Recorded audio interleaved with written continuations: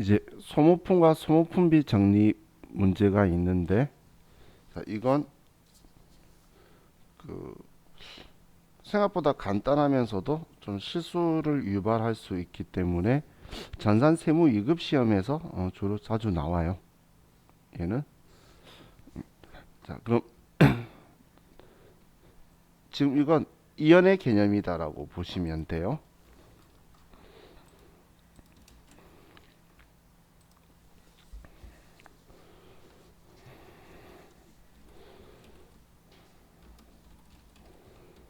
자, 계정 과목 가지고 보면,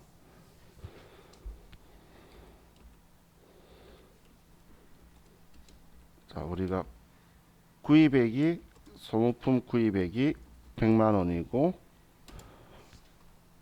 올해 단기 사용액이 70만 원이고, 그리고 남아있는 미사용액이 30만 원이다라고 볼게요. 자, 그럼 이렇게 있는 상황에서, 자, 우리가 첫 번째는 구입 시 자산으로 처리하는 걸 볼게요. 처리. 그럼 우리 소모품에 대해서 지금 이 계정 과목에서 소모품을 자산 처리하는 계정 과목이 소모품이고 비용 처리하는 계정 과목이 소모품비죠. 그죠? 그럼 지금 사용액은 쓴 거잖아. 쓴 거기 때문에 얘는 내 장부에 소모품비라고 남아 있어야 되고, 사용하지 않는 건 내가 결국 기말에 남아 있으면 소모품이라고 장부에 남아 있어야 된다는 이야기예요. 얘가 제일 중요한 결론이에요. 마지막 결론은 이렇게 장부에 남아 있어야 되는 거예요. 그런데 구입할 때 얼마만큼 쓸지 모르기 때문에 분리해서 쓸 수가 없겠죠, 당연히. 그래서 구입할 때 자산으로 처리한다면 대변에 현금 100만 원을 주면서 차변에 소모품이라고 100만 원 이렇게 처리해 둔다는 거예요. 그러면 결산일에 우리는 지금 남아있는 소모품이 30만 원치밖에 없죠. 그러면 이 소모품을 30만 원만 남겨놓고 지워야 된다는 거예요. 그럼 70만 원치를 지워야 되겠죠. 그래 장부에 30만 원만 남겨둬야 되니까. 그래서 이 소모품을 대변에 써서 70만 원을 써서 장부에 30만 원만 소모품을 남겨놓는 거예요. 실제 남아있는 만큼만. 그럼 이 70만 원 쓴 만큼은 이제 소모품비라고 회계 처리를 해주면 되겠죠. 차변 대변이 소모품비로 되기 때문에 조금 헷갈려요. 그럼 구입 시 비용 처리를 한다면 차변에 소모품비라고 100만 원 처리를 한 거고, 대변에는 100만 원을 주고 이렇게 썼어요. 그럼 결산일날 봤을 때 우리가 쓴 거는 70만 원치만 썼죠. 100만 원치 다 안 썼죠. 그렇기 때문에 얘를 70만 원만 남겨놓고 30만 원을 취소해 줄 거예요. 그래서 소모품비 30만 원을 취소를 하고, 그리고 소모품 30만 원치는 남아 있잖아. 그래서 장부에 소모품 30만 원이다 이렇게 써줄 거라는 거예요. 원리는 엄청 단순한 것 같으면서 자, 여러분들한테 실수를 많이 유발하는데, 자, 일단 자산 처리했다면 소모품으로 처리했고 비용 처리했다면 소모품비로 처리했다라는 건 알겠죠?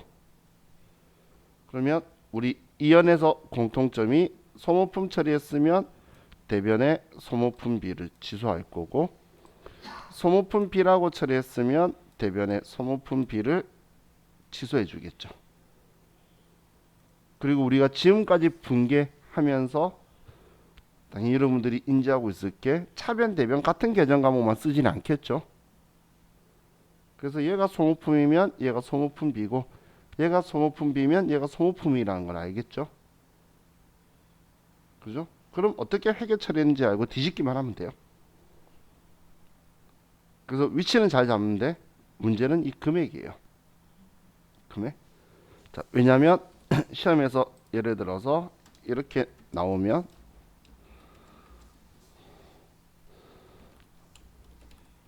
소모품 100만원 구입하고 미사용액이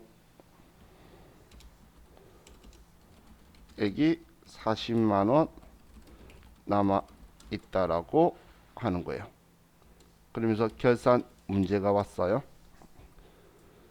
자, 그리고 여기에서 구입 시 자산 처리했대요. 그럼 자산 처리했으면 구입할 때 소모품이라고 처리했겠죠. 그러면 대변에 소모품이라고 쓸 거고, 그럼 위치는 차변에는 소모품 B가 온다는 거 알겠죠. 그럼 얘 금액은 얼마예요? 40만원이라고 쓰면 안 되겠죠. 그죠? 얘는 지금 100만원이라고 적혀 있는 걸 40만원 만들어야 되기 때문에 60만원을 취소해야 되는 거죠. 이해가나요? 그럼 사용한 게 60만원이라서 소모품비가 60만원이 와야 된다는 거예요. 이것 때문에 우리는 시험 때 40만원 주면 40만원을 쓰고 싶어져요. 위치 잘 잡고 40만원 쓰는 순간 함정에 덜컹 빠지기 때문에 제가 생각을 해봤어요. 얘를 우리가 구입할 때 자산 처리했다면 소모품이라고 하는 건 알겠죠? 그럼 계산할 때 대변에 소모품이라고 쓸 거잖아. 그러면 소모품이라는 이 글자는 몇 자죠? 세 자죠. 그래서 얘는 사용액을 쓰는 거예요. 금액을. 그럼 우리가 비용 처리했다면 소모품비라는 거 알겠죠? 그러면 대변에 소모품비라고 썼는데 얘는 몇 자야? 네 자죠. 그래서 미사용액을 분기한다고 생각하면 되겠죠. 그럼 지금 이 문제도 소모품 자산 처리했다는 거 알아서 소모품이라고 썼는데, 그럼 소모품 세 자니까 사용액 쓰려고 했는데 미사용액 줬잖아. 그러면 사용액이 60만원이라는 게 바로 생각할 수 있겠죠. 그래서 60만원 쓰면 어떨까라고 좀 저렴해 보이지만 제 생각이에요. 그죠?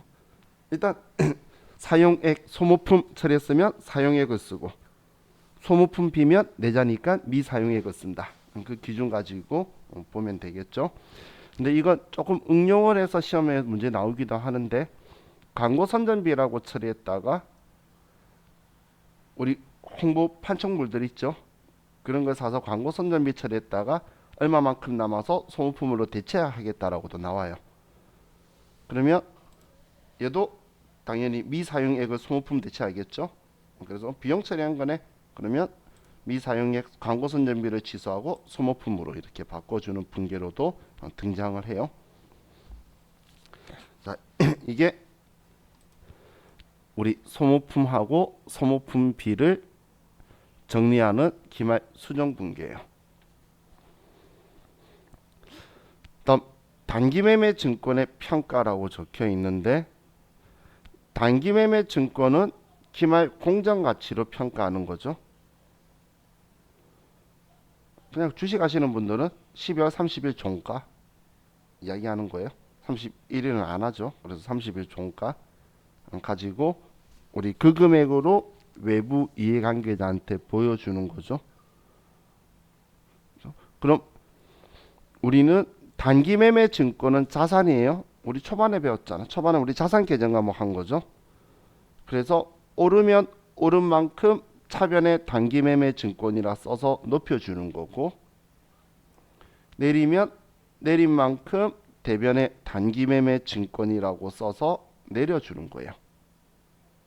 오르면 오른 만큼만, 내리면 내린 만큼만.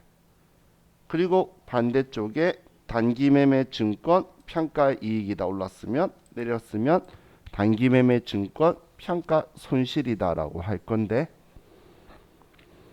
자, 이 단기매매 증권 평가이익 평가 손실 계정 과목의 성격이 뭐였죠?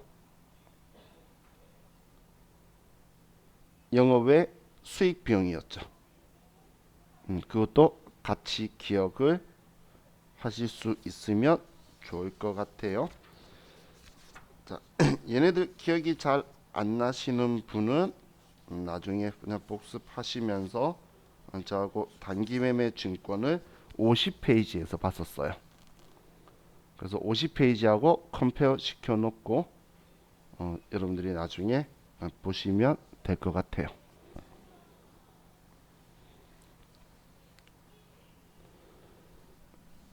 다음 현금과 부족 계정 과목을 볼게요. 현금과 부족. 자, 일단 현금과 부족 계정 과목은 과거에 49페이지하고 컴페어 시켜 놓으시면 되는데, 49페이지. 자, 이건 미결산 항목에 대해서 이제 정리하는 거예요. 정리. 그럼 자, 과거에 했던 거 좀 기억을 해보면,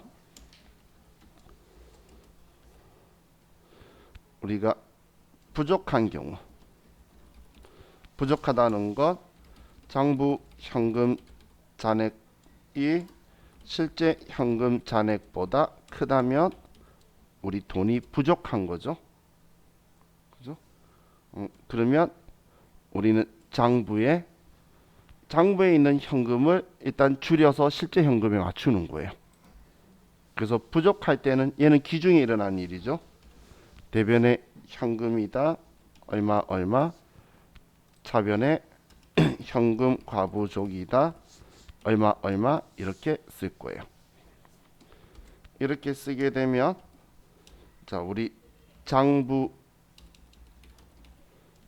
합계 잔액 시산표에는 장부 잔액은 플러스로 나오게 될 거예요. 얘가 잔액은 차변에, 이런 이야기예요. 예를 들어 12월 1일 날 돈이 부족해서 대변에 현금 10만원, 차변에 현금 과부족 10만원이다 라고 썼어요. 이렇게 쓰게 되면 합계잔액 시산표에 기말 잔액을 보면 현금 과부족의 잔액이 플러스 값으로 10만원이라고 적혀 있다는 이야기예요. 그럼 지금 얘를 기말에 없애줘야 되겠죠. 없애려면 반대쪽이 대변에 써야 되겠죠. 반대쪽 대변에 써야 지워질 거잖아. 그래서 자, 기중의 원인을 밝히면 좋은데, 계산일까지 우리가 원인 불명이라고 하면 이걸 지우기 위해서 대변에 현금 과부족이라고 하고, 차변에는 잡손실로 처리를 하고 끝낸다는 거예요. 잡손실로. 그런데 결산일날 현금이 부족하면, 결산일날 현금이 부족할 수도 있겠죠. 그럼 우리는 부족할 때 제일 먼저 해야 되는 건, 이때 당시에 해야 되는 건 현금 시제를 맞춰주는 거예요.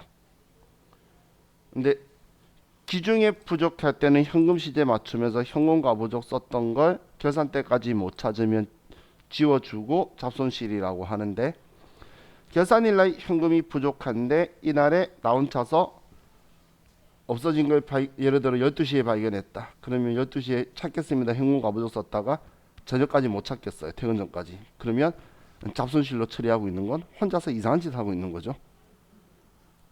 그죠? 그렇기 때문에 결산일날 부족하면 현금 시제를 맞추기 위해서 대변에 현금이라고 쓰고, 그리고 이때는 찾을 기회 없어요. 시간 없잖아. 끝났어요. 바로 잡손실로 처리하는 거예요. 결산일날 부족하면 그냥 바로 잡손실이에요. 그래서 결산 문제에서 부족한 거에 대해서 발견하게 되면 결산 문제에서는 일단 잡손실이에요. 부족한 거 판단하는 순간 차변에. 우리 비용 자리는 차변이죠. 그래서 부족하면 잡손실 써라 그래요. 저는. 그리고 과거에 현금과부족 처리한 적 있으면 얘 지우는 거고, 현금과부족 처리한 적이 없고 오늘 발생한 거면 현금 시제 맞춰야 되니까 현금을 줄이는 거예요. 계산용으로 보면 그냥 부족하다는 것만 찾으면 차변의 잡손실이다. 이게 결론인 거죠. 그럼 반대로 자, 이번에는 과잉시 돈이 많은 거예요. 정부 현금 잔액보다 실제 현금 잔액이 더 크면,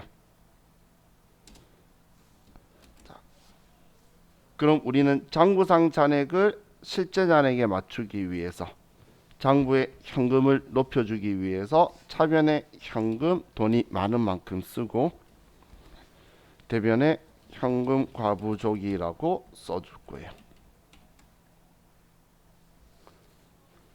그럼 이렇게 하게 되면 장부의 합계잔액 시산표의 잔액이 마이너스로 차변에 있는다는 거예요. 얘는 차변 계정인데 얘를 대변에 써버렸잖아. 그죠? 그래서 잔액이 마이너스로 나오게 돼요. 잔액이 마이너스로 나온다는 건 지금 내가 얘를 반대로 돈이 많아서 차변의 현금, 대변의 현금과부족으로 바꿨어요. 지금 과잉시에는 이렇게 분개한다라고 했죠. 그러면 합계잔액 시산표 12월 31일자를 다시 조회하면 얘가 차변에 마이너스 10만 원이라고 적혀 있다는 거예요. 지금 부호 구경하고 다음에 할 때는 부호도 익히셔야 돼요. 나중에 이제 자기 자리에서 플러스 마이너스, 왜냐하면 시험 문제에서 세무위급에 현금과부족 잔액이 마이너스 얼마 있다 이런 식으로 그냥 이제 툭 던지고 끝이에요. 플러스 얼마 있다, 마이너스 얼마 있다. 그럼 지금 마이너스 돼 있으면 얘 제로 만들려면 차변에 현금과부족 써야 되겠죠. 플러스 돼 있던 건 지우려고 대변에 썼는데 얘가 마이너스 돼 있으니까 우리는 얘를 제로로 만드는 거예요. 그러면 차변에 현금과부족이라고 쓰면 제로가 되겠죠. 그죠? 그렇게 판단하고 가야 되는 형식으로 문제가 나와요. 그럼 이제 결산일까지 원인 불명이면 우리는 이 현금과부족 지우기 위해 차변에 쓰는 거고, 잔액으로 말하면 마이너스 그 금액 적혀 있는 걸 이제 제로로 만들기 위해서 차변에 현금과부족이라고 쓰는 거예요. 그리고 대변에는 이런 것도 어디선가 돈 들어온 거잖아. 그래서 잡이익이라는 영업외 수익 계정 과목으로 처리를 하죠. 그럼 결산일 과잉시, 결산일날 봤더니 돈이 많아요. 그럼 결산일날 현금 시제 안 맞는 건 찾을 기회가 없다라고 했죠. 그래서 현금 시제는 어떻게든 맞춰야 되니까 차변에 현금을 높여서 많은 만큼 우리 장부 잔액을 맞춰 놓고 대변에는 우리는 바로 잡이익이라고 처리하는 거예요. 그럼 결론적으로 결산 문제에서 현금 시제 맞추는 거면 부족하면 차변의 잡손실, 많으면 대변의 잡이익이란 이야기죠. 결산대회가 나오면 부족하면 잡손실인 거고, 그날 부족하든 옛날부터 부족했던 결산 때 문제 나왔다는 건 이때까지 못 찾은 거잖아. 못 찾은 부분에 대해서는 부족하면 잡손실, 많으면 잡이익인 거예요. 근데 과거에 현금과부족 처리한 적이 있으면 지우는 거고, 처리한 적이 없으면 현금 시제 맞추는 거다. 이게 계산 때에 우리 현금과부족을 정리하는 방법이다라고 보시면 돼요.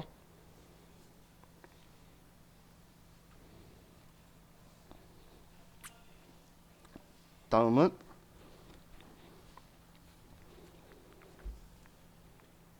이제 우리 교재대로 가면 선납세금 정리라고 적혀 있는데 이건 수동 결산을 해야 되기 때문에 우리 K랩에서만 K랩 죄송해요. 이 스마트에서만 AT 시험에서만 하는 거예요. 이 행동은.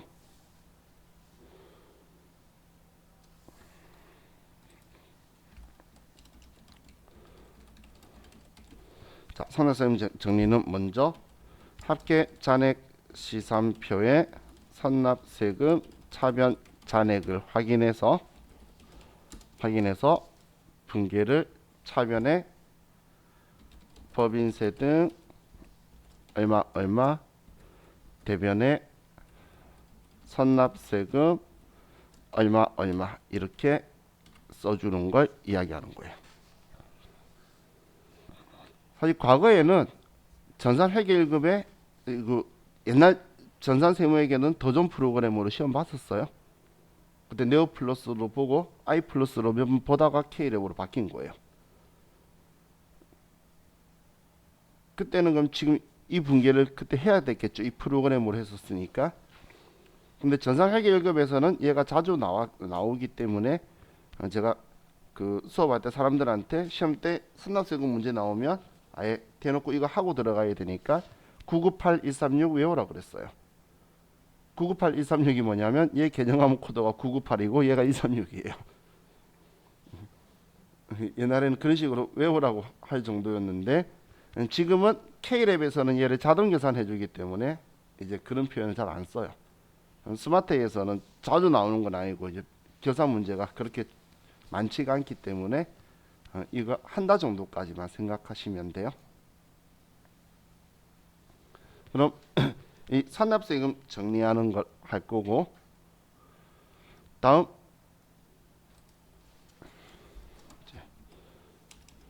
유동성 대체. 유동성 대체라는 것 비유동을 유동으로 바꿔주는 걸 유동성 대체라고 한다 그랬죠. 그럼 이때 장기 차입금의 유동성 대체 계정 과목이 유동성 장기 부채라고 했고 거래처 입력 입지 말라 그랬어요. 그죠? 그럼 장기 차입금은 부채니까 대변에 있던 걸 차변으로 끌고 오는데 우리 차기 상환 장기 차입금만 유동성 대체를 하는 거예요. 차입금 몇 개를 보여줄 거야. 그럼 피고에서 만기를 보는 거예요. 만기를 봐서 내년에 상환되는 부분만 유동성 대체를 하는 거예요. 심지어는 예를 들어서 5억이라는 돈이 있어요. 그런데 내년부터 1억씩 5년간 분할 상환한대요. 그럼 내년에는 1억만 상환하는 거죠. 그러면 그 1억만 유동성 대체하는 거예요. 5억을 다 하는 게 아니고. 그래서 내년에 상환하는 것만, 상환 안 하는 건 장기 차입금으로 그대로 두면 되는 거예요. 그래서 이것만 차변에 장기 차입금 얼마다 대변에 유동성 장기 부채 얼마다 이렇게 유동성 대체를 분계를 해주게 되겠죠.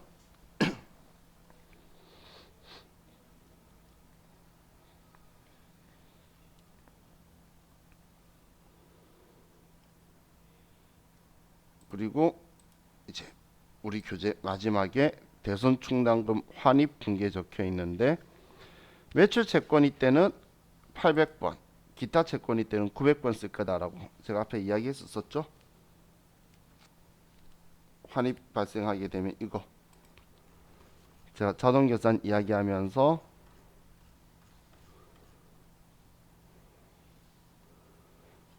자동계산에서 대손 충당금 보충하는 거는 이 분계는 컴퓨터가 해줄 건데 우리가 환입할 때는 수동 결산할 건데 대손 충당금하고 대손 충당금 환입 이때 이 두 개 선택해야 된다라고. 매출 채권이면 800번대 판관비의 차감계정, 기타 채권이면 900번대의 영업외 수익으로 선택해야 된다는 거예요.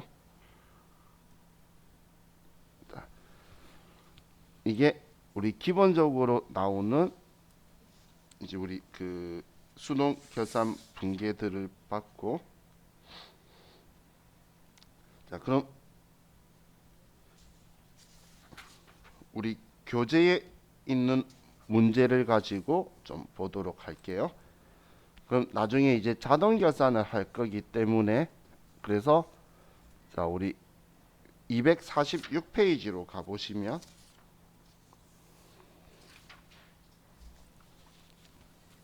고정자산 등록한 거를 결산자료 입력해서 불러오기 위해서 고정자산을 좀 등록해 주세요.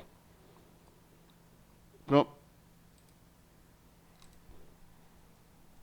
자 지금 프로그램에 뭔가를 쓴 적이 있으신 분들은 지우시고, 왜냐면 이거 입력한 게 그대로 계산자료 입력이 다 반영돼요. 그래서 수동 계산을 먼저 해야 된다고 제가 표현했었는데, 자 우리 교재 246페이지에 가서 고정자산 등록 클릭하고 들어가시고, 그리고 여기서 이제 계정 과목 쓰지 말고 그냥 엔터 치세요.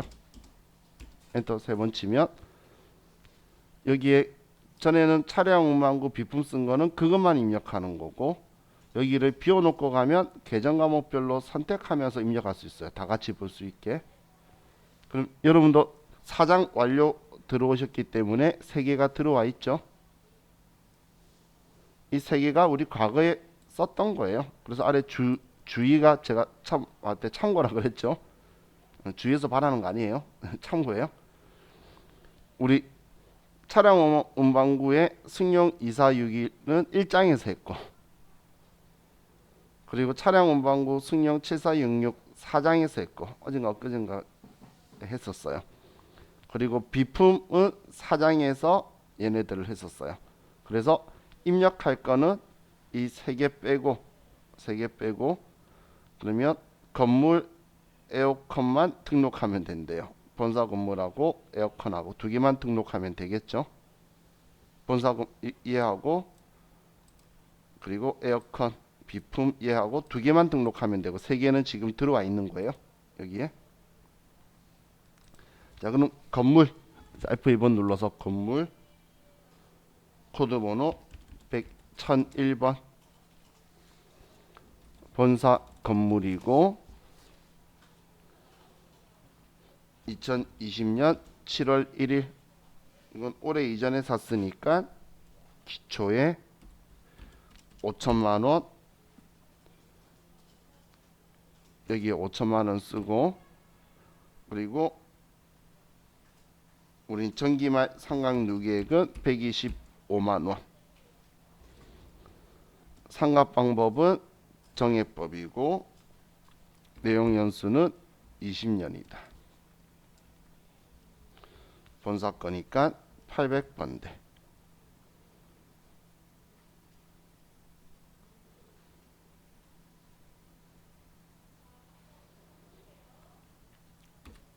다음 비품 3001번 에어컨 2019년 7월 25일 243만 2천원에 샀고 160만원이 달았어요. 정율법에 5년.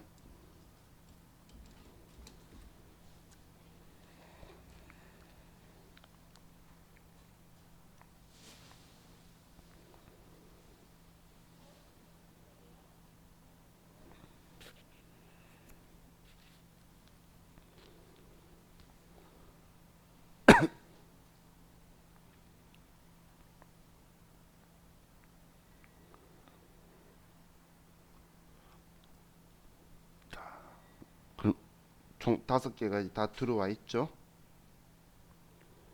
그죠? 우리는 이것만 일단 할게요. 나머지 수행 2, 3번은 지금 할 필요 없고. 자, 그래서 이제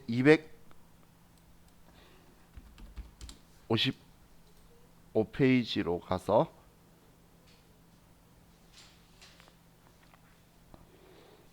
255페이지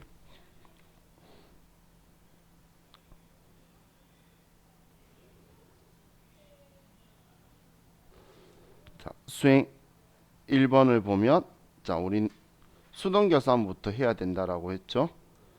그럼 1번에 소모품 구입 시 전액 소모품비로 처리하고 있으며 결산 시 미사용분을 자산으로 계상하고 있다. 결산일 현재 미사용액 4만원에 대해 자산으로 계상하시오. 그럼 지금 이거에 대해서 분개를 하면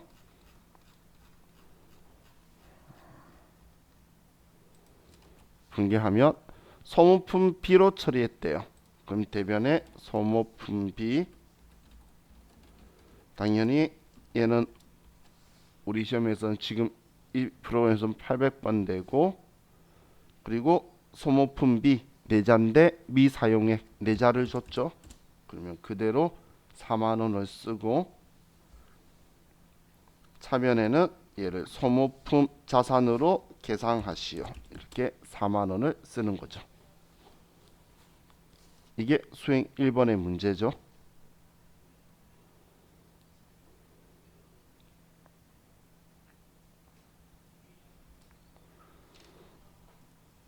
다음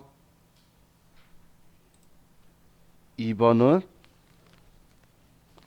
기말 재고 조사를 실시한 결과 상품 재고액이 2천만 원이다. 이건 우리 자동 계산에서 하면 되고, 고정자산 등록 메뉴에서 등록한 고정자산에 대해 단기 감가상각비를 계상하시오. 방금 우리 고정자산 등록한 거 있죠? 그것도 우린 자동 계산에서 할 거고, 4번에 대손 충당금은 외상매출금 잔액과 받을어음 잔액에 대해 1%를 설정한다. 보충법. 그럼 대손 충당금 설정하는 건 일단 먼저 어떤 계정 과목을 하는지, 꼭 매출 체크만 하는 게 아니에요. 그래서 가끔씩 장난친다고 받을어음이 있는데도 받을어음 안 하고 외상매출금과 단기 대여금에 대해서 해라 이렇게 나왔는데, 받을어음 해가지고 틀리시는 분 꽤 많아요. 주로 매출 체크를 하거든. 그럼 어떤 계정 과목에 몇 퍼센트를 하는지 먼저 그걸 파악하고, 그러면 얘는 계산해 봐야 되겠죠. 만약에 환입이 나온다면 수동 계산해야 되는 거기 때문에 계산해 봐야 되겠죠. 그럼 얘 계산은 어디서 하냐면, 먼저 합계잔액 시산표에 가서 엔터 치면 12월 31일이 나와요. 엔터 치면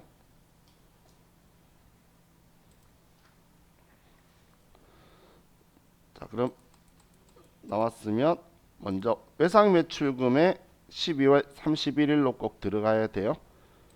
그러면 먼저 외상매출금의 대손 충당금 계산해 보면 2,926만 5천원이라고 잔액이 적혀 있죠. 이거에 1%를 할 거예요. 그러면 29만 2,650원이 되겠죠. 그런데 여기에 대손 충당금 바로 아래에 있는 얘 잔액이 82,000원이 있네요. 그러면 29만 2,650원 빼기 82,000원 하면 21만 650원이 되겠네요. 그럼 얘는 보충할 거니까 자동 계산할 거고, 다음 받을 어음 대손 충당금도 보면 설정할 금액이 장부상 잔액이 받을 어음은 350만 원.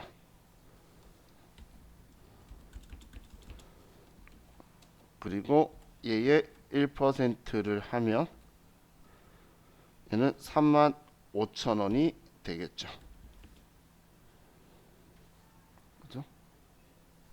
그리고 빼기 24,000원을 하면 11,000원이 보충할 금액이 되겠네요.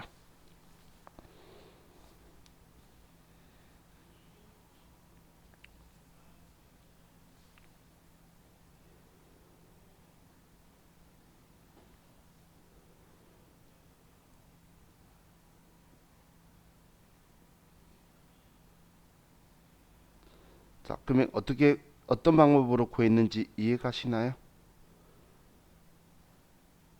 합계장에서한표에 어떤 금액 썼는지 이해가시죠? 여러분들이 직접 장부 합계장에서한표 와서 이 금액의 대손 추정률은 문제에서 알려줄 거니까 그 곱한 금액에 얘를 뺀 거고, 또 받으러움의 이 금액에 1% 방금 추정률 곱한 금액에 이 금액 뺀 거예요. 그 작업한 게 지금 얘 쓴 거예요. 어떻게 구했는지 이해가시죠? 그럼 얘가 차변의 대손상각비, 대변의 외상매출금의 대손충당금, 얘가 차변의 대손상각비, 대변의 받으러움의 대손충당금 될 건데 이 금액만 구해서 적어놓고 자동계산으로 해볼게요. 자, 그리고 이제 법인세 등 추산액이 300만원이래요. 그러면 자, 여기 첫 화면 있죠? 합계장의 시산표. 첫 화면에 재고자산 위에 산납세금이 있으면 있는 거고 없으면 없는 거예요. 지금 산납세금이 없죠? 산납세금 안 보이죠? 그러면 산납세금 적립분계는 할 필요 없는 거예요. 그러면 얘는 쓴 적이 없으니까 미리 낸 게 없잖아. 그러면 이 300만 원은 자동 계산 가서 할게요. 그럼 수동 계산은 얘 하나밖에 없네. 이걸 일반 전표 12월 31일 날 대변에 소모품비 800번대 4만원, 차변에 소모품 4만원 이렇게 써주는 거예요. 왜 이걸 먼저 하냐면 이 분계마저도 결산자료 입력 메뉴에 자동으로 들어갈 거예요.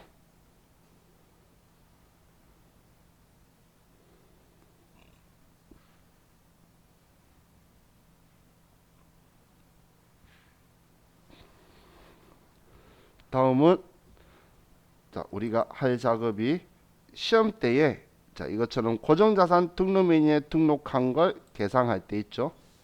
그럼 옆에 꼭 이렇게 적어 두세요. 시험 때도 얘 안 나온다고 막 고민하고 계신 분이 있는데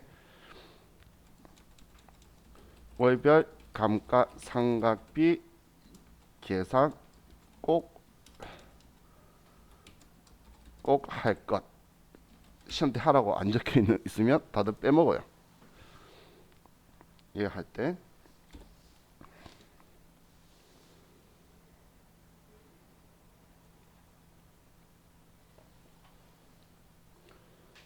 월별 감가상각비 계산을 하라는 말은 뭐냐면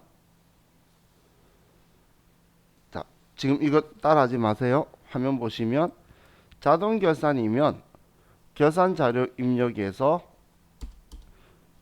우리가 할 때에 기능 모음의 감가상각 반영을 불러서 오는 게 고정자산 등록에 부르는 건데 안 나오잖아. 이 안 나오는 이유가 월별 감가상각비 계산을 안 해서 안 나오는 거예요. 그럼 월별 감가상각비 계산은 뭐냐면 지금 여기 고정자산 등록에 보면 아래 월별 감가상각비 계산이라고 있죠. 자, 여기 전부 다 여기 들어가 볼게요. 그리고 여기 적혀 있는 게 결산월이죠. 꼭 12월 달이라 치셔야 돼요. 12월이다라고 쓰고 엔터. 그러면 건물 거, 승용차 거 이런 것들이 오른쪽에 12월 달 걸로 해서 나오죠. 왜냐하면 꼭 제가 12월 달 쓰라고 한 이유가 11월 달이다, 10월 달이다 쓰게 되면 그 달까지의 감가상각비만 계산하게 돼요. 지금 이런 이야기예요. 제가 만약에 계산 안 하고 10월 달이라고 하면 여기에 금액이 나와서 지금 여러분 금액하고 본사 건물게 틀리죠? 그럼 틀린 값이 붕괴된다 그 이야기예요. 그래서 꼭 12월 달이라고 쓰라는 거예요. 근데 내가 실수로 만약에 저장했으면 기록모음에서 조회벌 삭제해서 전부 다 지워버려야 돼요. 만약에 내가 다른 달로 해서 저장 눌러버렸잖아. 그러면 전체 선택하고 지워버리고 다시 해야 돼요. 되돌릴 수 없도록 해놓고 12월로 꼭 들어가야 돼요. 그럼 12월 되어 있으시면 창 닫으면서 저장을 하는 거예요. 창 닫으면서 저장. 이 작업을 해야지만 고정자산 등록했던 게 결산자료 입력에 들어오게 돼요.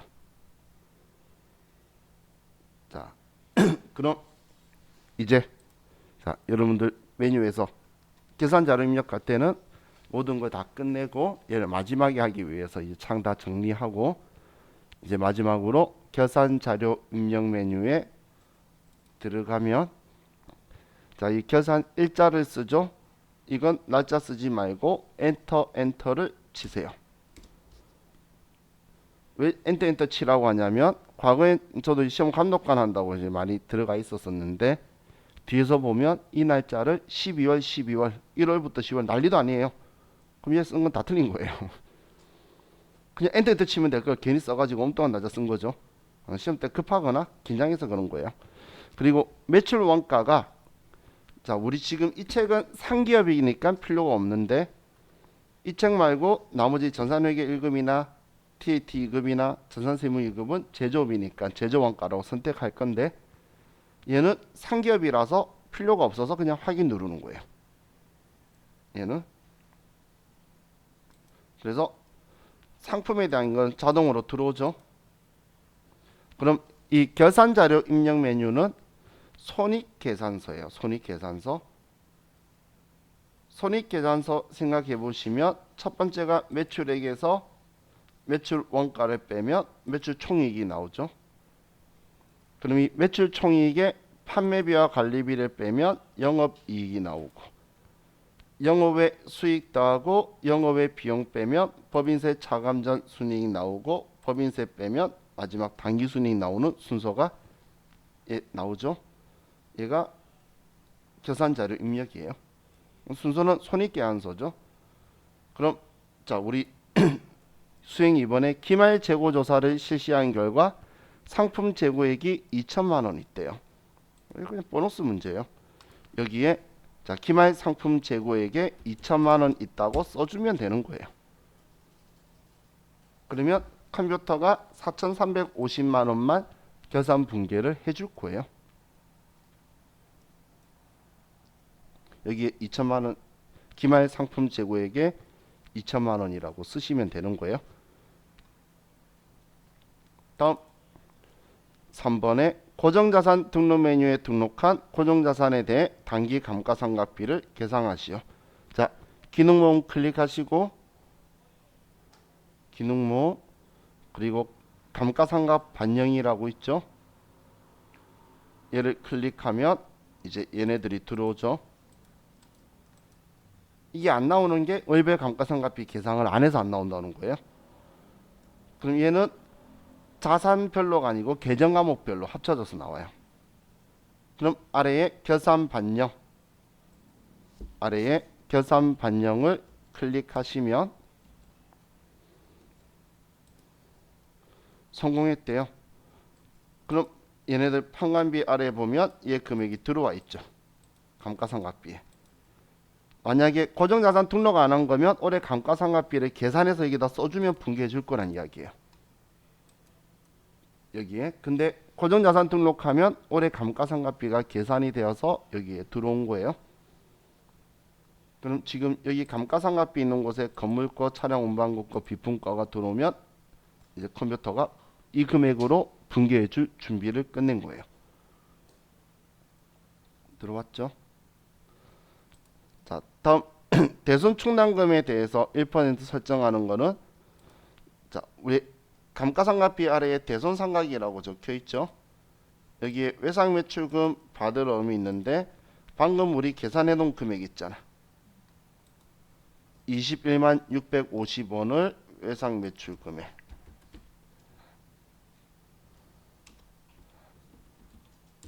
21만 650원을 외상매출금에 다음 받을 어음 대손충당금은 11,000원을 방금 계산해둔 이유가 하나는 환입이 발생하면 수능계산 해놓고 들어오려고 한 거고 그럼 더 이상 수능계산해두면 손댈 필요가 없는 건데 보충은 그냥 여기에 저 금액만 써주면 컴퓨터가 분개해 주니까 그 금액만 계산하고 오는 거예요. 자, 방금 계산한 금액을 어디에다 썼는지 눈으로 익히시는 거예요. 여기다 써두면 분개하는 거예요. 근데 꼭 얘네들 써야 되는 거 아니에요. 여러분 직접 분개해 버려도 돼요. 그러면 계산했잖아. 해도 되고 여기 금액 써서 분개시켜도 되고 여러분 자유예요. 자, 다음 마지막으로 단기 법인세 등 추산액이 300만원 있대요. 그럼 산납세금 있었으면 빼고 쓸 건데 산납세금이 없었죠. 그러면 법인세 계상에다가 300만원이라고 써주면 돼요. 법인세 계상에 산납세금 있었으면 그거 빼고 쓸 거예요. 근데 없었기 때문에 300만원을 다 쓴 거예요. 여기에 자, 다 하셨죠? 하셨으면 자, 이 화면만 보세요. 지금 여기에 내가 썼다고 해서 일반 전표 12월 31일 가면 우리가 직접 분개했던 이것만 있지 아무것도 없죠. 그러면 여기에 입력한 거는 아직 문제 안 푼 거예요. 계산이라는 건 기말 수정 분개하는 거라 그랬잖아요. 그럼 지금 이게 분개를 안 시켰기 때문에 분개 문제 하나도 안 한 거예요. 그래서 이 계산 자료 입력에 제일 중요한 건 뭐냐면 이거예요. 이거 안 누르면 꽝이에요. 전표 추가를 눌러서 분개를 시켜야 된다는 이야기예요. 이거 안 누르면 꽝. 난 이 방금 있었던 이 5문제 중에 한 문제 푼 거예요. 그럼 이거 안 누르면 그럼 전표 추가를 누르면 분개 추가하겠냐라고 물어보죠. 그래서 예라고 하면 전표 추가 완료됐대요. 다시 일반 전표 12월 31일을 조회해 보면 이제 우리 첫 번째 했던 상품 매출 원가 4,350만 원 분개한 거 이거 보고 정답이라고 나올 거고 다음 감가상각비 계산한 것 가지고 얘 203번 건물 거 차량 운반구 거 비품 거 분개해 줬고 우리 대손충당금 설정하는 거 외상매출금 거 받을 온 거 정리해 줬고 마지막 법인세 거 미지급 세금으로 정리해 줬죠.